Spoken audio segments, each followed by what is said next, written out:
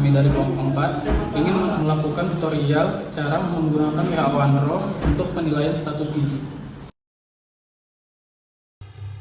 Halo teman-teman, jadi hari ini aku mau menjelaskan bagaimana cara cepat dan mudahnya untuk menghitung status gizi menggunakan data antropometri. Jadi di sini aku pakai dua software, namanya itu ada WHO Andro sama WHO Andro Plus. Bedanya itu untuk WHO Andro dia dipakai untuk kisaran usia anak dari 0 sampai 5 tahun. Nah, untuk WHO Andro Plus dia digunakan untuk kisaran usia dari 5 sampai 19 tahun. Nah, di sini aku mau pakai yang WHO Andro aja. Kita buka dulu.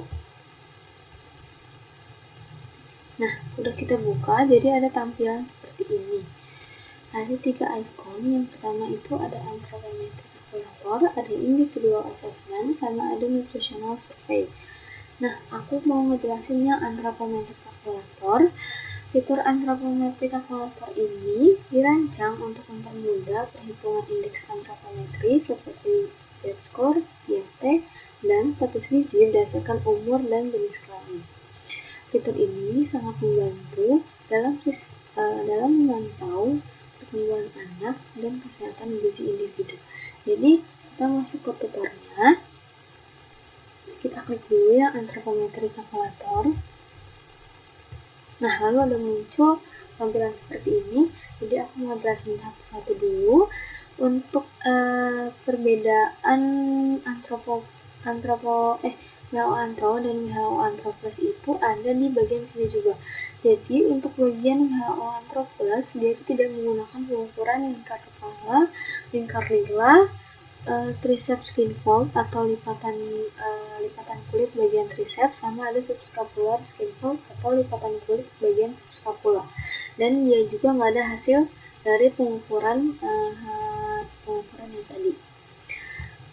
Lanjut, kita masuk ke gimana caranya kita masukin datanya. Jadi di sini itu ada date of visit. Date of visit itu adalah tanggal kunjungan. Jadi kita isi ini sama tanggal kunjungan kalian. Untuk seks itu adalah jenis kelamin, female untuk perempuan, yang itu untuk laki-laki. Lalu ada date of birth. Date of birth itu adalah tanggal lahir. Lalu di sini ada age atau usianya. Lalu ada weight. Weight itu adalah berat badan. Jadi kita bisa ketik langsung, ataupun kita bisa pakai fitur yang ada di sini untuk naikin ataupun ngurangin. Lalu ada length atau height, atau bisa dibilang ini adalah panjang badan ataupun tinggi badan. Lalu di sini ada measured, ada yang recumbent, sama ada standing. Recumbent itu adalah untuk pengukuran pada saat kondisi berbaring. Lalu untuk standing itu adalah pengukuran pada saat berdiri. Lalu di sini ada edema, kita isi dia ada atau tidak adanya edema. Di sini ada BMI. BMI itu bisa dibilang juga IMT. Lalu di sini ada result atau hasil. Nah, di sini tuh ada hasil berat badan menurut panjang badan, ada berat badan menurut usia, ada panjang badan menurut usia, dan ada IMT menurut usia. Terus di sini ada Z-score-nya, dan di sini ada grafiknya. Coba ya kita masukin datanya. Di sini aku punya data, dia itu lahir di 2 Mei 2016. Kita bisa pakai fitur yang kita cari sendiri, ataupun kita bisa ngetik sendiri. Tapi untuk tahun aku biasanya ketik karena pasti jauh gitu kan. Jadi kita ketik dulu 2016. Lalu bulannya bisa kita cari ataupun kalian tulis juga bisa. Untuk data aku itu 2016 di bulan Mei tanggal 2. Lalu untuk jenis kelaminnya dia itu kebetulan female, jadi nggak perlu aku ganti. Untuk data lahirnya atau tanggal lahirnya itu di 2015 bulan Oktober tanggal 30. Jadi kita ketik dulu, lalu kita cari bulan Oktober di tanggal 30. Udah. Nah, lalu di sini otomatis ada umurnya. Untuk umurnya itu dia sekitaran 6 bulan. Jadi dia masih 6 bulan. Lalu weight atau berat badannya di sini aku punya datanya dia itu 6,2. Jadi bisa kita tulis. Dan untuk panjang badannya itu sekitar 63.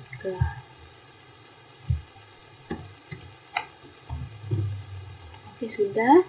Jadi di sini dia IMT-nya kira-kira 11,6. Untuk pengukurannya dia itu kebetulan pada berbaring ya. Berbaring. Dan untuk edemanya dia tidak ada. Lalu kita dapat IMT-nya itu 15,6. Dan untuk karena aku nggak punya data untuk lingkar kepala, lingkar lila, sama tricep dan subscapularnya, jadi aku biarkan itu aja. Tapi kalau misalkan kalian punya, kalian bisa masukin. Lalu hasilnya ini bisa kita lihat untuk berat badan menurut panjang badan dia ada di sekitar minus 0,72 dengan berwarna hijau. Warna hijau itu masuk ke gizi baik. Lalu untuk ada berat badan menurut usia itu di minus 1,38. Dia berwarna kuning, jadi dia itu kategorinya beresiko gizi kurang. Lalu ada length for age atau panjang badan menurut usia. Di sini dia tuh sekitar minus 1,26. Sama untuk IMT for age atau IMT menurut usia itu dia ada di minus 0,88. Nah, ini untuk Z-score-nya. Lalu di sini ada grafiknya. Kita melihat grafiknya. Kita coba di yang weight for length atau berat badan menurut panjang badan. Nah, jadi di sini ada grafiknya. Dia tuh terletak di antara kuning dan hijau. Jadi dia masih di antara gizi baik tapi hampir beresiko. Gitu. Jadi di sini tuh juga ada data hitam ya. Ada data hitam, data merah, data kuning, sama data hijau. Data orange sebenarnya juga ada. Untuk data hijau itu kan tadi termasuk ke gizi baik ya. Lalu untuk data kuning itu masuk ke beresiko gizi kurang. Kalau misalkan untuk orange, kategori orange itu dia masuk ke gizi kurang. Lalu untuk merah itu dia masuk ke gizi buruk. Lalu jika misalkan kita dapatnya hasilnya tuh hitam gitu, nah dia itu menunjukkan error ataupun ada kesalahan pada saat pencatatan gitu. Jadi bisa kalian cek kembali. Terus di sini itu ada bisa di reset, lalu ada bisa di copy grafiknya ataupun bisa langsung di print. Kita kembali lagi. Jadi ini hasil dari WHO Anthrop. Kalau misalkan kalian mau lihat yang WHO Anthrop Plus bagian antropometri ya. Nah, dia tuh hasilnya cuman kayak gini. Jadi itu tidak beda. Tuh. Jadi dia beda kan otomatis. Yang WHO Anthrop tadi dia kan ada pengukuran lingkar kepala, lingkar lila, sama tricep dan subscapular. Tapi untuk WHO Anthrop Plus dia nggak ada. Jadi cuma hasilnya seperti ini aja. Terus juga dia tuh nggak ada berat badan menurut panjang badan karena dia nggak diukur panjang badannya kan. gitu. Oke, jadi mungkin itu aja tutorialnya, tapi aku sekadar memberitahu untuk yang antropometri kalkulator ini dia tuh nggak bisa disimpan ya teman-teman, kebetulan nggak bisa disimpan. Jadi kalau misalkan kalian melihat data ini bisa kalian screenshot dulu, ataupun untuk jika ingin disimpan kalian bisa ke yang fitur kedua yang bakalan dijelasin sama teman aku. Oke, gitu dulu ya teman-teman. Baik, di sini saya akan melanjutkan untuk cara individual assessment. Kita langsung tekan saja. Nanti akan muncul tampilan seperti ini. Kita akan menambahkan data di sebelah kiri atas. Ini ada plus warna hijau. Kita tekan. Kita tambahkan namanya. Misalnya saya masukin nama dulu.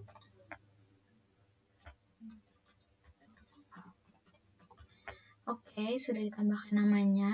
Dan kita tambahkan jenis kelaminnya dulu. Female. Di sini ada tanggal lahir, kita tambahkan tanggal lahirnya dulu. Misalnya tanggal 15 Juni 2024. Selanjutnya kita di sini tambahin visitnya. Oke. Date of visitnya ini di tanggal 15 Juni 2025. Beratnya ada di 9, misalnya kita masukin. Panjangnya itu ada di 75. Nah, ini pemeriksaan secara telentang dan di sini tidak ada edema, jadi kita pencet no. Kita save. Selanjutnya kita tambahin lagi untuk visit keduanya ini tanggal 16. Selanjutnya beratnya ini misalnya bertambah jadi 9,1. Terus panjangnya ini ada di 75,2, bertambah juga. Dan pemeriksaan secara telentang lagi, kita save lagi. Tambahin lagi data ketiga, visit ketiga di tanggal 17. Dan beratnya ini ada di 9. Panjangnya 75,1. Nah, pemeriksaan secara telentang kembali. Dan di sini tidak ada edema juga. Save. Setelah kita save, ini datanya akan muncul semua di sini, bisa dilihat di sebelah sini. Dan kita bisa lihat untuk grafiknya. Grafik pertumbuhannya di sini ada di garis hijau, tandanya itu normal. Kita bisa save data ini. Caranya itu di bawah tulisan new child di sini. Yang biru ini kita tekan. Sudah tersave namanya di sini. Selanjutnya, dalam WHO Antro terdapat nutritional survey yang biasa digunakan untuk mengumpulkan data antropometri anak dalam suatu wilayah untuk mengetahui status gizi anak tersebut. Di sini, jika ingin memasukkan datanya, kalian bisa klik tanda plus berwarna hijau di sini. Lalu, untuk memasukkan data setiap anak secara manual, itu kalian bisa pilih tanda plus berwarna hijau yang ada di dalam. Isinya kurang lebih sama dengan yang ada pada individual assessment dan anthropometric calculator. Di sini terdapat tanggal kunjungan, umur anak tersebut, nama dan jenis kelamin. Di sini juga terdapat tanggal lahir anak tersebut. Jika tidak diketahui tanggal lahir anaknya, maka kalian bisa pilih ini. Selanjutnya, terdapat berat badan anak, panjang atau tinggi badan anak. Di sini ada keterangan untuk apakah anak tersebut diperiksa secara berbaring atau berdiri. Di sini juga ada keterangan apakah anak tersebut memiliki edema atau tidak. Jika dilakukan pengukuran lingkar kepala, kalian bisa isi di sini. di sini untuk lingkar lengan, di sini untuk lipatan kulit tricep, dan lipatan kulit subscapula. Selanjutnya, jika kalian sudah menyimpan datanya dalam bentuk Excel, kalian bisa klik nutritional survey yang ada di sini, lalu pilih import from file. Di sini saya sudah menyiapkan data anak-anak yang akan dimasukkan ke dalam nutritional survey. Saya akan menyimpan data ini dalam bentuk CSV. Penyimpanan data itu dapat dilakukan sesuai dengan laptop yang kalian gunakan.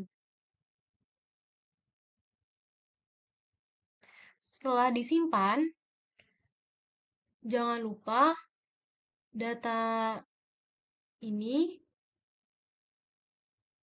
ditutup agar bisa masuk ke dalam nutritional survey-nya. Di sini klik nutritional survey, lalu pilih import from file, lalu masukkan file yang tadi sudah disimpan. Di sini ada beberapa opsi sesuai dengan yang kita memasukkan opsi-opsi tersebut sesuai dengan yang ada pada data kita. Di sini ada tanggal survei, nomor urut, jenis kelamin, tanggal lahir, berat badan, serta panjang badan. Jika datanya lengkap, kalian bisa masukin ke semua kolom yang ada. Lalu kalian klik OK, dan data tersebut sudah masuk ke dalam nutritional survey. Di sini terdapat Z-score, ya, dan kalian bisa melihat kurva. Sekian tutorial dari kelompok kami. Terima kasih telah menyaksikan.